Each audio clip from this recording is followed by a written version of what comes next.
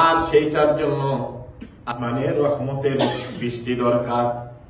যেই দেশে বৃষ্টি কম হয় ওই দেশের পাহাড় পর্বত গুলো মরুভূমির মতো দেখা যায়, সাহারার মরুভূমি হয়ে থাকে। আর যে দেশের মধ্যে আল্লাহ রহমতের বৃষ্টি যত বেশি হয়, পাহাড়ে যান, পর্বতে যান, নালাতে যান, সেখানে যান, গাছপালা দিয়া আল্লাহ রাব্বুল আলামিন সুজলা সুফলা দিয়ে পৃথিবীটাকে সুন্দর করে রেখে দেন। সুবহানাল্লাহ। এই জন্য আল্লাহ পাক রব্বুল আলামিন এই পৃথিবীতে সর্বপ্রথম যখন বৃষ্টি নাজিল করবেন, এই পৃথিবীতে যখন সর্বপ্রথম বৃষ্টি দিবেন, যেদিন বৃষ্টি দিয়েছিলেন, এই পৃথিবী যেদিন রহমতের বৃষ্টি নাজিল হয়েছিল, আল্লাহ রাব্বুল আলামিন এই মুহররম মাসের 10 তারিখে দিয়েছিলেন। সুবহানাল্লাহ। রহমতের দিক দিয়া আল্লাহ এই পৃথিবীর জমিনের মধ্যে সর্বপ্রথম যে রহমতের বৃষ্টি নাজিল হয়েছিল এইটি মুহররম মাসে হয়েছিল। আর মুহররম মাসের 10 তারিখে আল্লাহ পাক দিয়েছিলেন। এমন ভাবে আল্লাহ পাক রব্বুল আলামিন হযরত আদম আলাইহিস সালাম থেকে ধরে আমার নবী পর্যন্ত এই পৃথিবীতে আগমন করেছেন। প্রত্যেক নবীদের জীবনের মধ্যে একটা বিশেষ দিন আছে, একটা বিশেষ মুহূর্ত আছে, একটা বিশেষ ঘটনা প্রত্যেক নবীর জীবনে ঘটে গেছে। আল্লাহ রাব্বুল আলামিন প্রত্যেক নবীর মধ্যে যে বিশেষ ঘটনাটা ঘটিয়েছে, যে বিশেষ ঘটনাটা ঘটেছে, এই ঘটনাটা ঘটেছে মুহররম মাসের 10 তারিখ আল্লাহ রাব্বুল আলামিন এই মাসে ঘটিয়েছে। এর মধ্যে প্রথম আল্লাহ রাব্বুল আলামিন হযরত আদম আলাইহিস সালামকে আল্লাহ বানাইলেন আর বলে দিলেন, আদম গো, তুমি জান্নাতের মধ্যে বসবাস করো, তোমার মনে যা চাই তুমি খাও এই জান্নাতের মধ্যে। আর আল্লাহর তাসবিহ পড়ো, আল্লাহর নাম নাও, আল্লাহর প্রশংসা গুণ কীর্তন করো। আল্লাহ রাব্বুল আলামিন এই জান্নাতের মধ্যে আল্লাহ হযরত আদম নবীকে বানাইলেন। দীর্ঘদিন চলে গেল, আদম আলাইহিস সালাম একা একা ভালো লাগে না। আদম আলাইহিস সালাম যেখানে যাই একা একা ফিল করে। আল্লাহ পাক রব্বুল আলামিন আদমের ভাষণটা বুঝলেন। আল্লাহু আলিমুম বিযাতিস সুদূর। মানুষের মনের মধ্যে কি ভাষণা, কি আশা পূর্ণ উদয় হয়, এটা কাউকে প্রকাশ করতে হয় না। প্রকাশ না করলে যেমন দুনিয়ার কোন মানুষ জানে না, কিন্তু আমার আল্লাহ বলেন, বান্দা তোমার মনে যখন কোন জিনিস উদয় হয়, কোন জিনিস যখন তোমার হৃদয়ের মধ্যে বাড়ি মারে, ওইটা বাড়ি মারার আগে আমার আল্লাহ রাব্বুল আলামিন জেনে ফেলে। সুবহানাল্লাহ। আল্লাহ পাক রব্বুল আলামিন মানুষের মনের খবর জানেন, অন্তরে কি উদয় হয়, কি অস্ত হয়, কি উদয় হয়েছিল, কি চলে যায়, সবকিছু আল্লাহ জানেন। এই জন্য আদম আলাইহিস সালামের মনের ভিতরে কি উদয় হয়েছিল আমার আল্লাহ জানেন।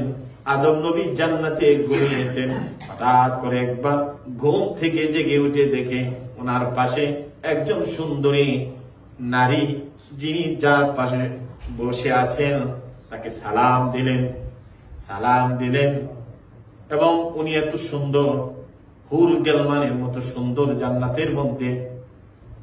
উনি মনে মনে কয়, আমি মনের মধ্যে যেটা চিন্তা করছিলাম, আমি যে জিনিসটা পূর্ব থেকেই আমার একা একা ভালো লাগে না, আমার একা একা আমার শান্তি লাগে না, আমার এই শান্তির জিনিস দিয়ে আল্লাহ পাক রব্বুল আলামিন আমার মাঝে সৃষ্টি করে আমার সামনে বসিয়ে রেখে দিলেন। সুবহানাল্লাহ।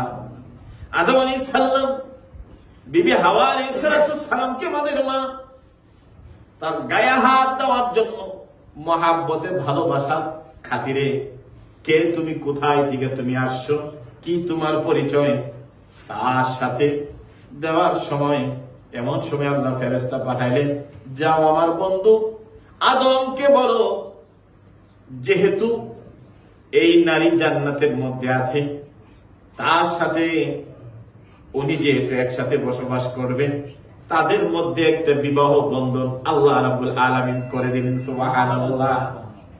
জিবরিল আমিন সহকারে ফেরেশতারা সাক্ষী, তাদের ওকালাতের মাধ্যমে আদম আলাইহিস সালাম এবং হাওয়া আলাইহিস সালামের মাধ্যমে দুজনের বিবাহ বন্ধন আল্লাহ পাক করিয়ে দিলেন। সুবহানাল্লাহ। আদম পয়গম্বর কোন নারীর গায়ে হাত দিতে পারবা না, যদিও জান্নাতে তোমার শান্তির জন্য আল্লাহ পাক বানিয়েছেন। আমরা যারা বিবাহ করেছি, যারা করবেন, দুনিয়ার নারীগুলো আপনি বিবাহ করার পর আপনার জন্য হালাল হয়ে গেল, সে আপনার জন্য আপনার জীবনের অর্ধাঙ্গিনী হয়ে গেল। আল্লাহ পাক রব্বুল আলামিন কোরআনুল কারীমে বলে দিলেন, এই মহিলাগুলোকে আল্লাহ রাব্বুল আলামিন পুরুষদের শান্তির জন্য আল্লাহ সৃষ্টি করেছে। সুবহানাল্লাহ। অর্থাৎ যারা তোমরা স্ত্রীদেরকে তোমরা যারা বিবাহ করো, আল্লাহ রাব্বুল আলামিন জানাই দিলেন লিতাসকুনু ইলাইহা, তোমরা বিবাহ করলে বিবাহিত স্ত্রীর মধ্যে তোমার জন্য চোখের শান্তি, মনের শান্তি, সব শান্তি আল্লাহ পাক ঢেলে দিয়েছে। সুবহানাল্লাহ। এই জন্যই তো স্বামী সারা মাস কাজ করে, সারা মাস কষ্ট করে বেতনটা দিয়ে একটা ডোনার হয় না, একটা মনে চাইলো 10 টাকা খরচ করে না। এমন ভাইরা আছেন যারা মুঠ করে নিয়ে বিবি সাহেবের হাতের মধ্যে দিয়ে দেন, বিবি পারমিশন দিলে তারপরে হবে। আল্লাহ পাক রব্বুল আলামিন কি জন্য? তার কাছে দিলে একটা শান্তি মিলে, তার মধ্যে আমানতদারি আছে, সে তার স্ত্রী। এই জন্য আল্লাহ বললেন, যখন তোমাদের মধ্যে বিবাহ বন্ধনে আবদ্ধ হয়ে যাও, পুরুষের জন্য আল্লাহ রাব্বুল আলামিন ওই মহিলার জন্য আল্লাহ রাব্বুল আলামিন শান্তি রেখে দেন।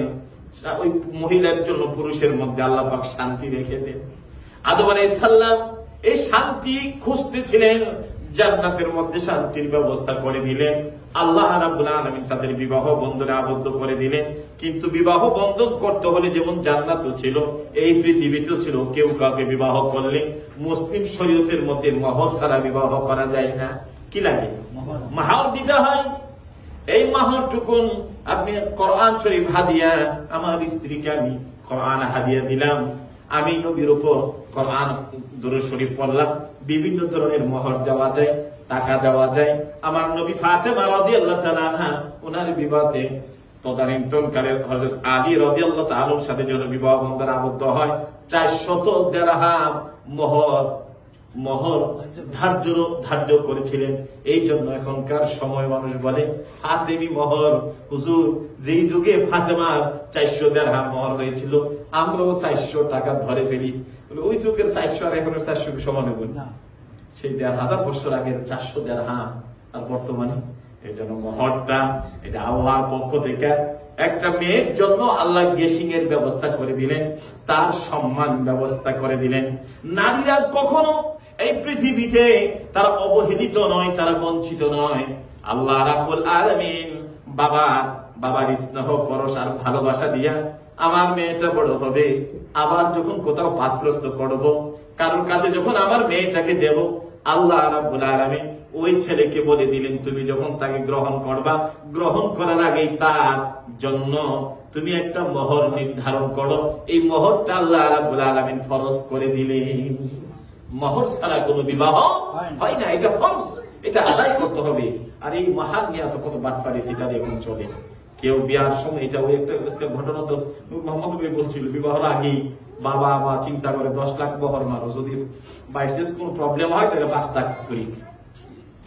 এই চিন্তার জন্য এটা আল্লাহ পাক করে দেন। আল্লাহ করে দেয় স্ত্রীদের যে মর্যাদা, স্ত্রীদের সম্মান আল্লাহ পাক পৃথিবীর ইতিহাসে দিয়েছেন, এইটা আল্লাহ পাক প্রমাণ করে দিলেন।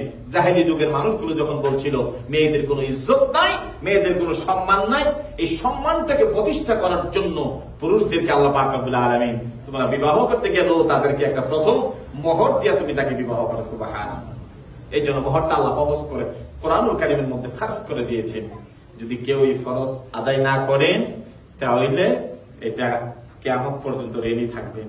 অনেক আগে বিবাহ করেছেন, দেন নাই, এগুলো আস্তে আস্তে পরিশোধ করে, এটা সময় আছে। আর যদি নেওয়া থাকে তো আলহামদুলিল্লাহ, আর না নেওয়া থাকলে এগুলো আস্তে আস্তে আদায় করতে হবে। এগুলোর জন্য কিন্তু বড় স্ট্রাফে চলে আসবে হাসরের দিন, কারণ আল্লাহর হুকুমকে আপনারা মানেন নাই। যাই হোক, বলছিলাম হযরত আদম আলাইহিস সালাম এখন টাকা পাবেন কোথায়? জান্নাতে। জিবরাইল আমিন বললেন, তাহলে তুমি দুরূদ শরীফ পড়ে নাও। আদম আলাইহিস সালাম বলল, দুরূদ কার উপর পড়বো? যে এমন একজন নবী আসবেন, এমন একজন নবী পৃথিবীতে আগমন করবেন, ওই নবী যাকে নবিয়ুনা নবিউল মুকাররম নবী মুহাম্মাদুর রাসূলুল্লাহ সাল্লাল্লাহু আলাইহি ওয়াসাল্লাম। আদম আলাইহিস সালাম 10 বার উনি দুরূদ শরীফ পড়ে নিয়েছিলেন, এবং আদম হাওয়া আলাইহিস সালামের জিবরাইল আমিনের মাধ্যমে জান্নাতের মধ্যে তাদের বিবাহ বন্ধন আবদ্ধ করে দিয়েছিলেন। যাই হোক, অনেক কথা। সে আদম এবং হাওয়া আলাইহিস সালাম জান্নাতের মধ্যে বসবাস শুরু করলেন। বসবাস করতে করতে আল্লাহ পাক রব্বুল আলামিন পরীক্ষা করেন, এবং মানুষের যার স্তর যত বড়, পরীক্ষাটা আল্লাহ তত বড় করেন। আদম আলাইহিস সালাম শুরু করলেন জিন্দেগি। এমন সময় আল্লাহ পাক রব্বুল আলামিন শুধু একটা কথা বললেন, কি? যে ওই যে একটা গাছ দেখা যায়, ওয়ালা তাকরাব হাযিহিশ শাজারা ফাতাকুনা মিনাল যালিমিন। ওই যে গাছ দেখা যায়, সব ফল খেতে পারবা, কিন্তু ওই গাছের নিচে যেতে পারবা না। যদি যাও তাহলে জালেমদের অন্তর্ভুক্ত হয়ে যাবে। কিন্তু সেখান থেকে আমাদের প্রকাশ্য দুশমন শয়তান আমাদের পাছনে লেগে গিয়েছে। আদম আলাইহিস সালামকে শেষ পর্যন্ত ওই গাছের ফল, ওই গাছে গেলেন আদম আলাইহিস সালাম, হাওয়া আলাইহিস সালাম। আল্লাহ হুকুমকে উনি অমান্য করে শয়তানের প্রবঞ্চনায় পড়ে একটা অপরাধ করে ফেললেন। আল্লাহ বলেন, আমি যখন নিষেধ করলাম আর তুমি যখন সেখানে চলে গেলা, তাহলে আর এই জান্নাতে থাকতে পারবে না। মা হাওয়া আলাইহিস সালামের এই পরনের কাপড় জান্নাতি গুলো খুলে গেল, জান্নাতি পোশাক গুলো চলে গেল। সেই জান্নাতের গাছের পাতা দিয়ে উনি ওনার শরীরকে ঢেকে নিলেন। হাওয়া আলাইহিস সালাম সেইভাবে আল্লাহ পাক অত্যন্ত রাগান্বিত করলেন। এই কথাগুলো সিগনিফিকেন্স, এগুলো সাইসেন বহন করে। একটা অপরাধের জন্য শয়তান আমাদের মা এবং বাবাকে অবস্ত্র করে জান্নাত থেকে বাহির করে দিয়েছে। আজকে এই দেশের অবস্ত্র যে হয়, মানুষ শরীরে কাপড় রাখতে পারে না, এটা ওই শয়তানের কর্ম। শয়তান প্রথমে দেখবেন কোন মানুষকে যখন কঠিন ভাবে লাগায়, তাকে অবস্ত্র করে ফেলে, তাকে বিবস্ত্র করে ফেলে, তার গায়ে পোশাক রাখেন। আজকে মানুষ যে পোশাক মানুষের তাকওয়া বাড়ায়, এই পোশাকের কথা আল্লাহ পাক বর্ণনা করেছেন। শয়তান যখন লেগে যায় তখন মানুষকে বিবস্ত্র করেছে। আর এটা করেছিল আমাদের হাওয়া আলাইহিস সালাম এবং আদম আলাইহিস সালাম। এক অপরাধের জন্য এত কঠিন স্ট্রাপে চলে আসলো। আদম আলাইহিস সালাম, হাওয়া আলাইহিস সালাম শেষ পর্যন্ত বললেন, তোমরা আর এই জান্নাতে থাকতে পারবে না, তোমরা পৃথিবীতে চলে যাও। তখন আল্লাহ পাক আদম আলাইহিস সালাম, হাওয়া আলাইহিস সালাম পাঠালেন। তারা আরাফাতের ময়দানে যারা হজ করতে গিয়েছে, দীর্ঘ বছর পরে আল্লাহ পাক রব্বুল আলামিন তাদেরকে মিলন করলেন। মিলন হওয়ার পরে আদম আলাইহিস সালাম আল্লাহর কাছে কাঁদছেন।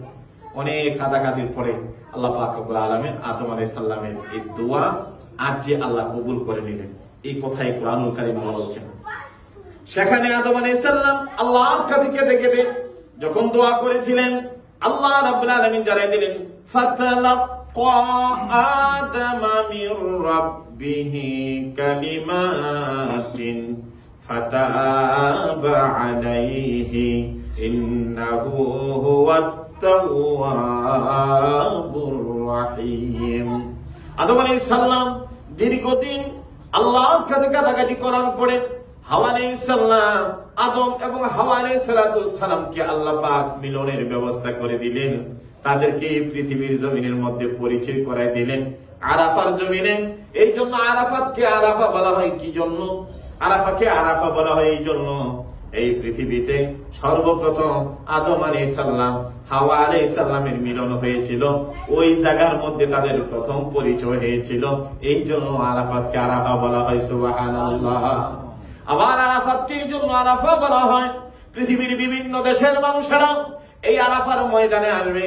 কি বাংলাদেশি, কি শ্রীলঙ্কা, কি পাকিস্তান, কি জার্মান, সারা পৃথিবীর, আফ্রিকা বলেন, পৃথিবীর মানুষগুলো একসাথে হবে।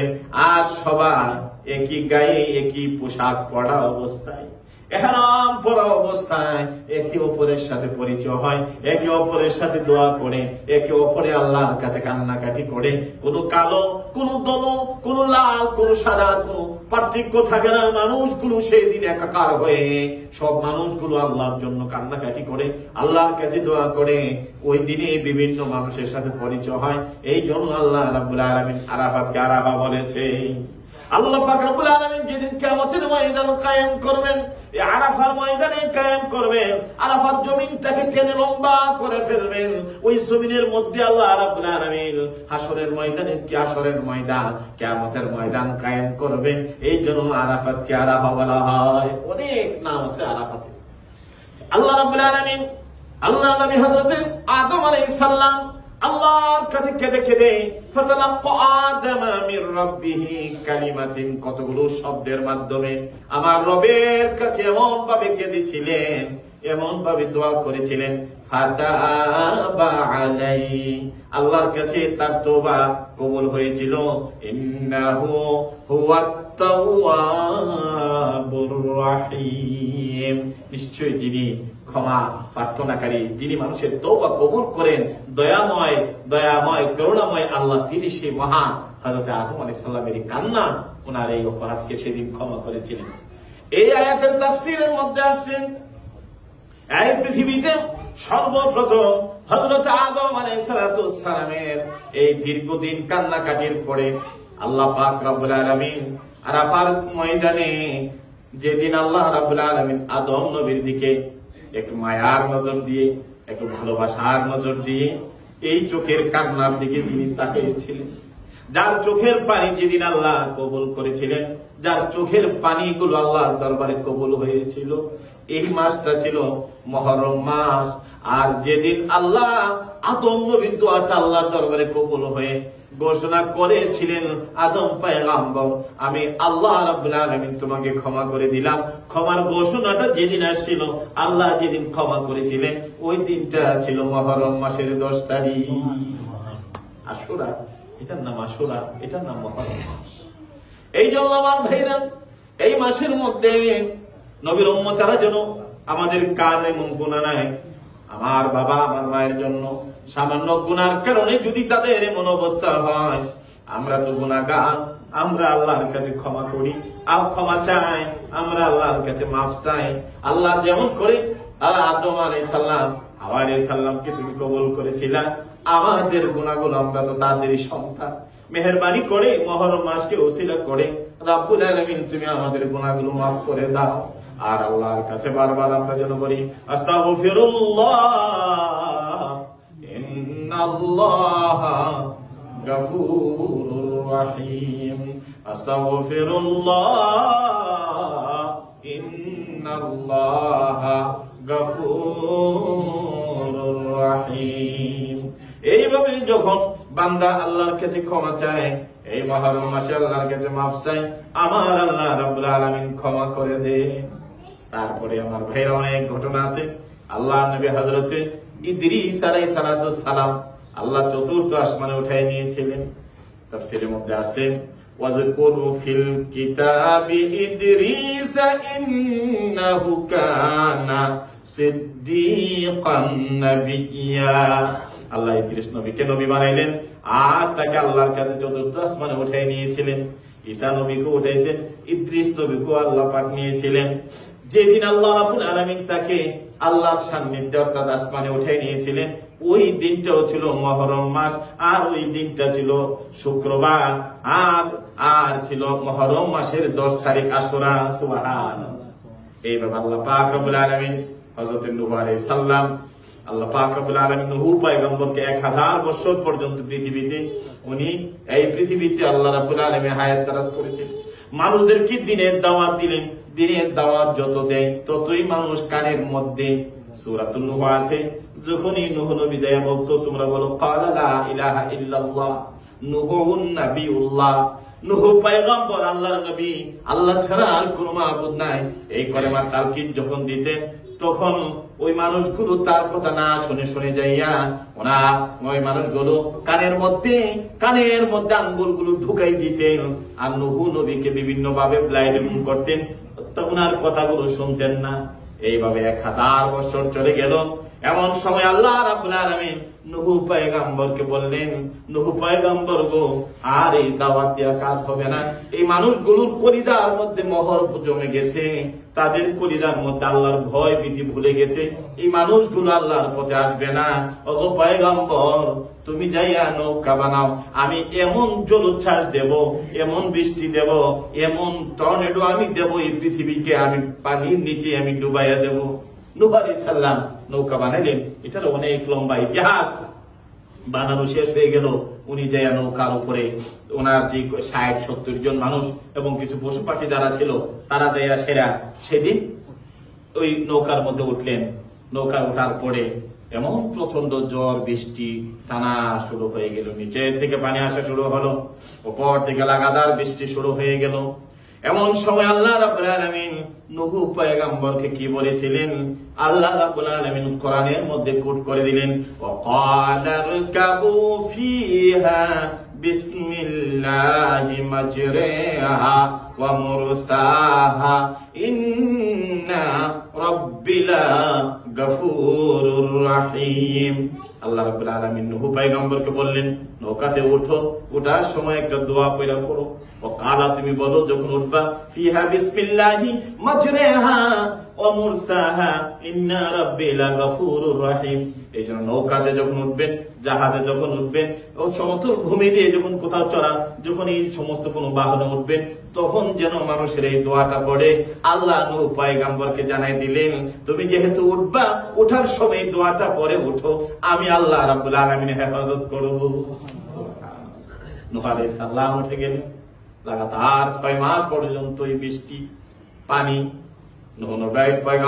নূহ পয়গম্বরের ছেলে ডাক দিলেন, ছেলে রে, যে বৃষ্টি বাদল শুরু হয়ে গেছে, তুফান শুরু হয়ে গেছে, বাঁচতে পারবে না, তাড়াতাড়ি বাবার নৌকার মধ্যে কলেমা পড়ে মুসলমান হয়ে উঠে যাও।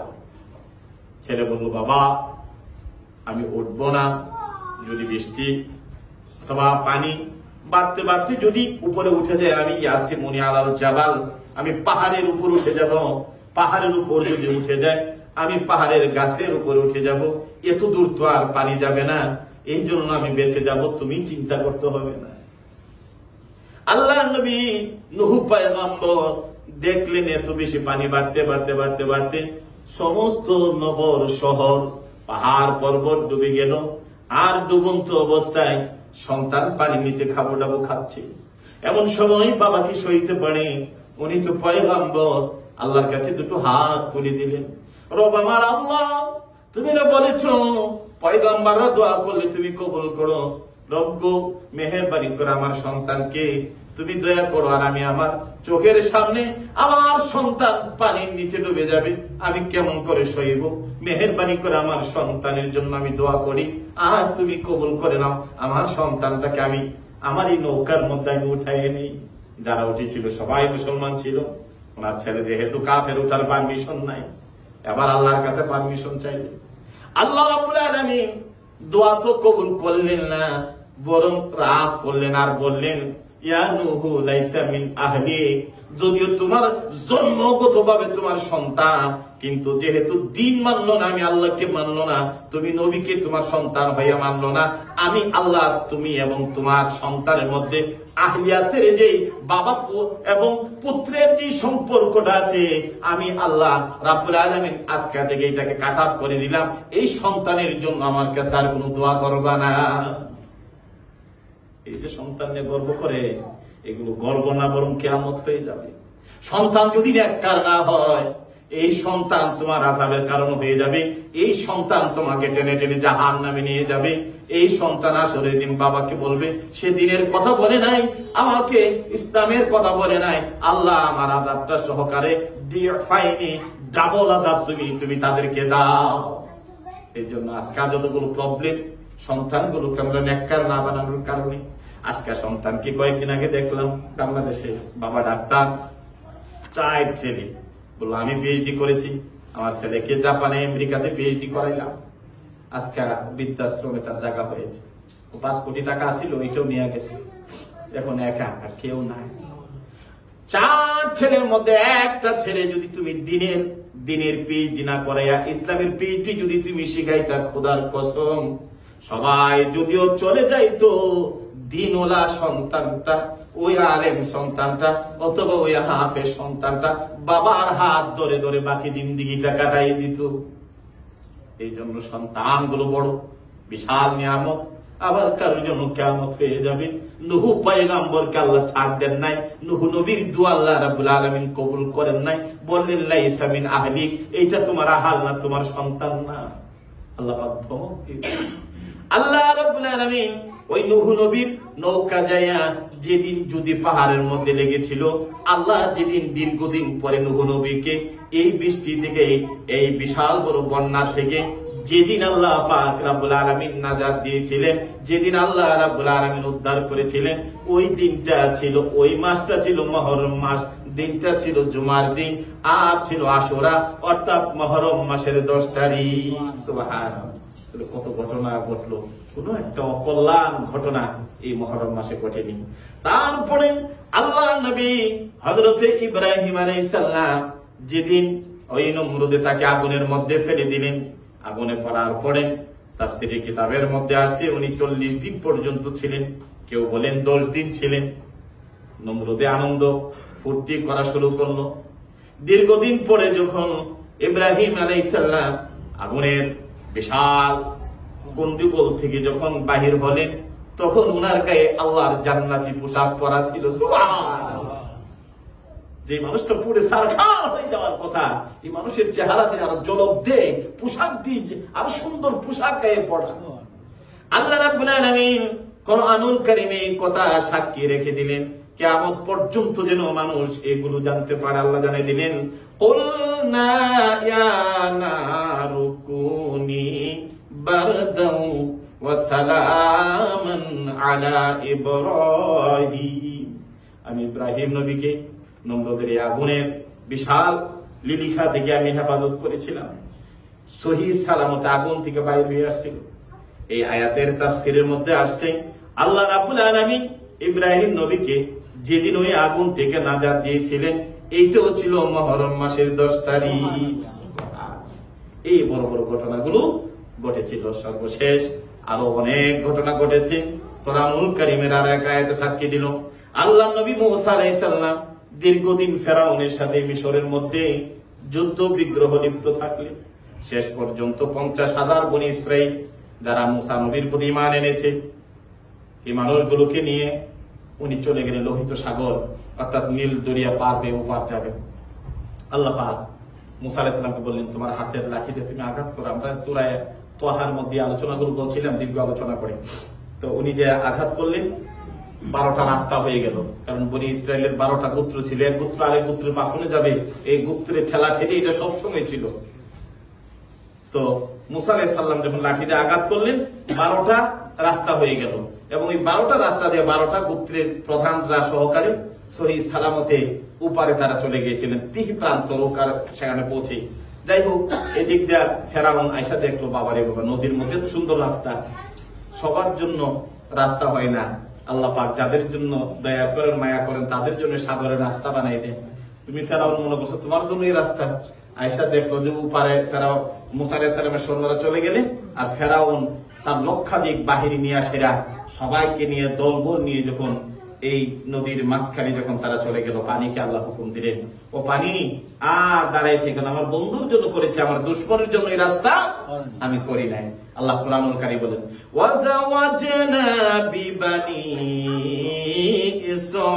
ইসরাঈলাল বাহরা ফাআতবাআহুম ফিরআউন।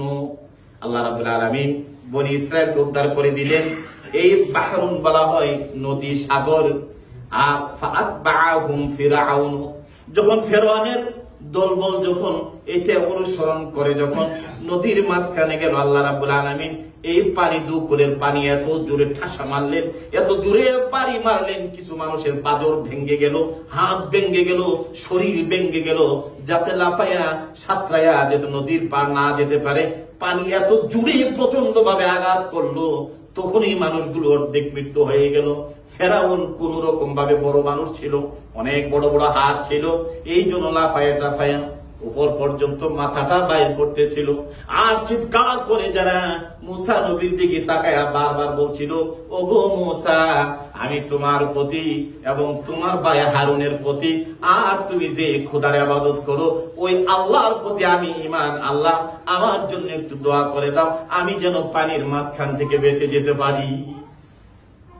মুসা আলাইহিস সালাম তাকিয়ে আল্লাহর দিকে তাকিয়েছেন। এই মুহূর্তে আর দোয়া করার কোন হুকুম নাই। আল্লাহ পাক ফেরাউনকে পানির মধ্যে চুবাইয়া মারলেন। মারার পরে বিভিন্ন মাছ আসলো খাওয়ার জন্য। মাছদেরকে বললেন, না, এই ফেরাউনকে খাওয়া যাবে না। আল্লাহ সেই যে যুগে এত টেকনোলজি ছিল না, এত বিজ্ঞান ছিল না, এত কিছু ছিল না, মানুষের জ্ঞানের মধ্যে কি জিনিস ঢেলে দিলেন যে হাজার হাজার বছর অতীত হয়ে গেল, আজও ফেরাউনের লাশ গিয়ে দেখতে পারে। আল্লাহ পাক সেই জ্ঞানটা দেখে দিলেন এবং আল্লাহ পাক এক আয়াতে বলছেন, আমি তোমাকে দিয়ে পৃথিবীর মানুষের জন্য নিদর্শন হিসাবে রেখে দিলাম। এই নিদর্শন কথাটাকে রিচার্জ করে আপনার ফ্রান্সের এক বড় বিজ্ঞানী ডক্টর মরিস বুকাই, সে 100 জন নবীর উপর কিতাব লিখেছে। সে মুসলমান হয়েছিল যখন ফেরাউনের লাশটা মিশর থেকে যখন ফ্রান্সে জাদুঘরে নিয়ে আসছিল, সে এইটার উপরে তার উপরে দায়িত্ব দিয়েছিল। দেওয়ার পরে কোরআনের ওই আয়াত নিয়ে গবেষণা করে উনি থমকে গেলেন। 5000 বছর বিজ্ঞান যখন ঘুমন্ত ছিল, তখন মানুষ এত কিছু জানতো কিভাবে? অবশ্যই আমার আল্লাহ আছেন, তিনি কালেমা পড়ে মুসলমান হয়েছেন। সেই ডক্টর মরিস বুকাইল এখন নবীদের উপরে কিতাব বই লিখেছেন, 100 নবী রাসূলদেরকে নিয়ে এসেছেন। আমার ভাইরা, এই জন্য বর্তমানে ফেরাউনের রাষ্ট্র আল্লাহ পাক রব্বুল আলামিন রেখে দিয়েছেন। সেই ফেরাউন পানির নিচে যেদিন পানির নিচে মারলেন, আর মুসা আলাইহিস সালাম সেদিন বেঁচে গেলেন, উদ্ধার করে ফেললেন। উদ্ধার করার পরে আল্লাহ পাক রব্বুল আলামিন তাকে তিহি প্রান্তর জায়গা করে দিলেন, দিয়ে সেখানে বসবাস শুরু করলেন। আল্লাহ পাক রব্বুল আলামিনের হাবিব সাল্লাল্লাহু আলাইহি সাল্লাম যখন যেদিন আল্লাহ পাক মুসা আলাইহিস সালামকে সেখান থেকে হেফাজত করলেন এবং যেদিন ওপারে গিয়ে পৌঁছলেন, আর ফেরাউনকে পৃথিবী থেকে আল্লাহ পাক পানির নিচে ডুবাইয়া মারলেন, ওই মাসটা ছিল মুহররম মাস, আর 10 তারিখ ছিল মুহররম মাসের 10 তারিখ। সুবহানাল্লাহ। হযরত মুসা আলাইহিস সালাম এই ঘটনা ঘটার পরে আল্লাহর নবী যখন মক্কা থেকে হিজরত করে মদিনাতে গেলেন, গিয়া দেখেন ওই যে বনি ইসরাইল কারা? ইহুদি জাতি। তখন তো মুসা আলাইহিস সালাম ঈমান আনতো। ইহুদিরা গিয়া দেখে যে তারা রোজা রাখে। নবী জিজ্ঞাসা করলেন, তোমরা এই দিনে রোজা রাখো কেন? বললো যে এই দিনে ফেরাউনকে আল্লাহ পাক দুনিয়া থেকে ধ্বংস করছে, আর আমাদের নবী মুসাকে আল্লাহ পাক উদ্ধার করে দিয়েছেন। এই জন্য আমরা এই দিনটাকে স্মরণ করে শুকরিয়া তার রোজা রাখি। আল্লাহ নবী বললেন, যদি আগামী বছর বেঁচে থাকি তাহলে আমরা একটা রাখবো না, আমরা 2টা রোজা রাখবো। কয়টা রোজা রাখবো? 2টা রোজা রাখবো। এই জন্য মুহররম মাস আসলে কেউ যদি রোজা রাখতে চান তাহলে 10 তারিখ 11 তারিখ, মানে 9 তারিখ 10 তারিখ, আগামী সোমবারে 9 তারিখ আর মঙ্গলবারে হলো 10 তারিখ, অথবা 10 তারিখ 11 তারিখ, মঙ্গলবার বুধবার, এইভাবে নিজেরা রাখবেন এবং আমাদের মা বোনরা যারা আছে তাদেরকে বলে দিবেন। রাখলে কি সওয়াব হবে? রাসূল বলেন, সিয়াউমা ইয়াউমা আশুরা ইয়াগফিরুস সালাতা আল্লাতী ক্বাবলাহু ওয়াল্লাতী আহদাহু বা'দাহু। আল্লাহ নবী বলেন, যদি কোনো মানুষ মুহররম মাসের 2টা রোজা রাখেন তাহলে তার পূর্বের 1 বছরের গুনাহ আল্লাহ মাফ করে দেন। সুবহানাল্লাহ। অন্য হাদিসে রাওয়াতে আছে আল্লাতী ক্বাবলাহু ওয়াল্লাতী বা'দাহু। আর যদি কেউ এই 2টা রোজা রাখেন, আল্লাহ পাক গত বছরের গুনাহ মাফ করবেন এবং আগামী 1 বছরের গুনাহ আল্লাহ মাফ করে দিবেন। এটা মুসলিম শরীফে, সহিহ মুসলিম শরীফে আবু হুরায়রা থেকে হাদিসটুকু আসছে। এই জন্য নিজেরাই রোজা রাখবেন এবং অন্যদেরকে রোজা রাখার কথা বলবেন এবং নিজের ফ্যামিলিদের সবাইদেরকে নিয়ে রোজা রাখবেন। এবং এই মুহররম মাসে অনেক ধরনের ঘটনা ঘটে, কেউ ওই যে তাজিয়া করে, তাজকিয়া করে, বিভিন্ন, এগুলো ইসলামে সম্পূর্ণ নিষেধ। এই মুহররম মাসে এত ঘটনা ঘটার পরে আল্লাহ পাক রব্বুল আলামিন আজকে আমাদের একটা সুখের মাতুম, একটা কলিজার মধ্যে একটা ব্যথা অনুভূতি হয়, একটা ব্যথা লাগে কেন যেন। কেন এই ব্যথাটা? হ্যাঁ, এই মুহররম মাসের 10 তারিখে নবীর দৌহিত্র, নবীর কলিজার টুকরা মেয়ে খাতুনে জান্নাত, সমস্ত মহিলাদের সর্দারিনী যিনি হবেন বেহেশতের, সেই বেহেশতের সর্দারিনীর কলিজার টুকরা সন্তান ইমাম হুসাইন রাদিয়াল্লাহু তাআলা আনহু, যার ব্যাপারে বলা হয়েছে, রাসূল বলেছেন, সাইয়্যিদুশ শাবাবে আহলিল জান্নাহ, জান্নাতের সমস্ত যুবকদের সর্দার হবে ইমাম হুসাইন রাদিয়াল্লাহু তাআলা আনহু। এই মুহররম মাসের 10 তারিখে কারবালার প্রান্তরে ক্ষমতার লোভে, ক্ষমতার জন্য তার কল্লাকে দুখণ্ডিত করে দিয়েছিল।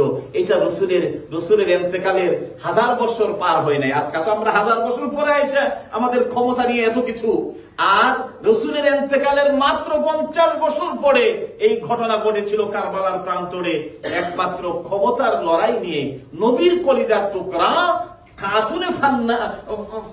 খাতুনে জান্নাত ফাতেমা রাদিয়াল্লাহু তাআলা আনহার সন্তান ইমাম হুসাইনকে, মুসলমান যাদের পাগড়ি ছিল, যাদের টুপি ছিল, যাদের আমামা ছিল, যারা ইমাম হুসাইনকে হত্যা করে যায় জামাতে গিয়ে আবার নামাজও পড়েছিল, নাউযুবিল্লাহ, সেই এজিদি মুসলমান যাদের ক্ষমতার লোভে তারা এগুলো করেছিল। এই ঘটনাগুলো আগামী 3টা জুমা ধারাবাহিক ভাবে কারবালার প্রান্তরের উপরে হৃদয় বিদারক আলোচনাগুলো ঐতিহাসিক থেকে মানে কিতাব টু কিতাব থেকে আমরা প্রমাণ করে আলোচনাগুলো করব। আমাদের পরবর্তী জাতির জন্য, নিজের জন্য, মানুষের জন্য অনেক কল্যাণ বয়ে আনবে।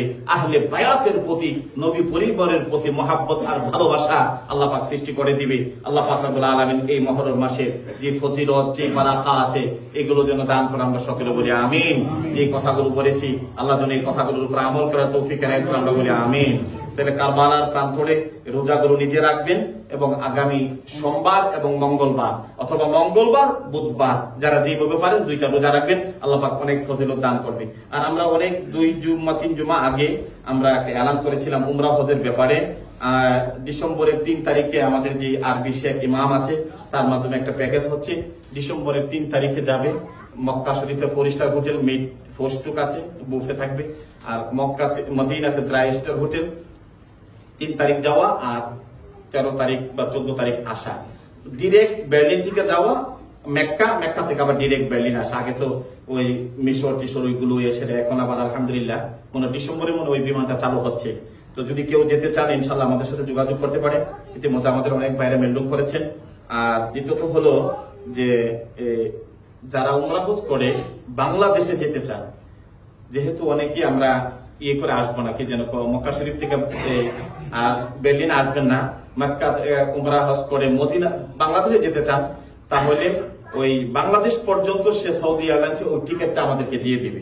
এখন শুধু উমরা হজ করে আপনি আসার টিকিটটা আপনি আপনার দায়িত্বে কেটে আসতে হবে। এই সুযোগটা এবছর সে নতুন ভাবে আমাদেরকে একটা এলান দিয়েছেন। তো যদি কেউ যেতে চান বা এই সুযোগ যদি কেউ নিতে চান উমরা হজে, যদি তাহলে আমাদের সাথে যোগাযোগ করতে পারেন। আল্লাহ পাক রব্বুল আলামিন। আর এখানে হলো 1200 ইউরো। তো 1200 ইউরো হবে 2 সপ্তাহ সময় আছে, এর মধ্যে বেলুন করতে হবে। 1 সপ্তাহ 2 সপ্তাহ পরে যদি করেন তাহলে দেখা গেছে গত বছর যারা আমরা গিয়েছিলাম, যারা 1 মাস আগে 2 মাস আগে করেছেন